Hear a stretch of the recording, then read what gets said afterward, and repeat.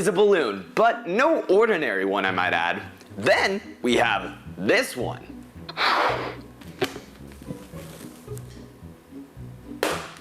See, I told you. Now what makes these two balloons so different, you might ask? Well, one of them is filled with mainly hydrogen, and the other is filled with a variety of different gases. See, the air that we breathe is made out of a complex mixture of just the right ratio of nitrogen to oxygen to argon, carbon dioxide, and a plethora of other things. But we're not gonna worry about those. Now, if we try to light the air around us on fire, what would happen? Do you want to see it? Nope, actually, nothing happens. So, how did the balloon explode at the beginning then? Well, we start out with a metal and an aqueous acid solution.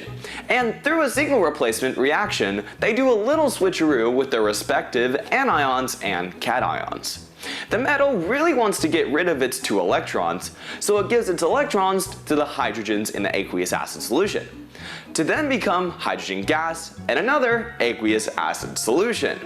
We capture the hydrogen gas in a balloon and we give it just a little bit of energy. A combustion reaction occurs, for it to then just become water vapor. Safety first, kids!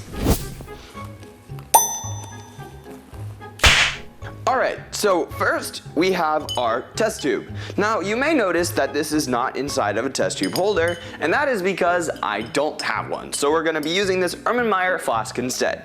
Just because a side effect of this experiment is that the test tube will get a little bit hot. Then we will first take our mystery acid and we are going to fill the test tube up a little bit at a time.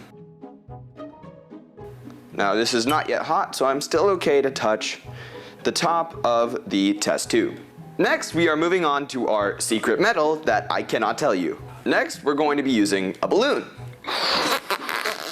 That just made the strangest sound ever. Now we just want to blow it up a little bit, not to get any gas inside, but to just stretch the balloon out a little bit. Now we are going to take a pretty small amount of this mysterious metal and fill up the inside of the balloon. And you just want to make sure you got all of that in there. Now it's just the easy part. We just put the balloon right on top of the test tube. Alright, we're almost done. Now all we need to do is let the metal fall into the aqueous acid solution.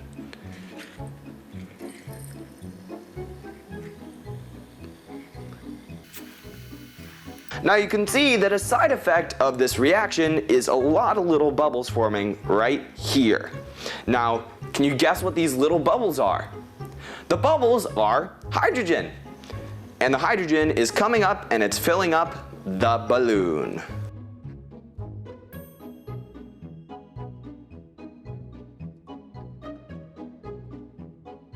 Alright, now that the bubbles have slowed down, it's really unlikely that the balloon will get any bigger. Now, if you see any other hydrogen balloons that are around the same thing, you'll see that some of them might be much bigger. And you would need to use a vacuum chamber to create the amount of pressure that would be needed to fill a balloon that much. Otherwise, we're kind of stuck because the amount of stuff that you can do inside of these things aren't too great. Now we will be carefully removing the balloon,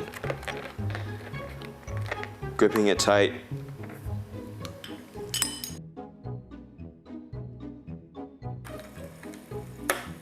And that is success. Now what we need to do is add the energy.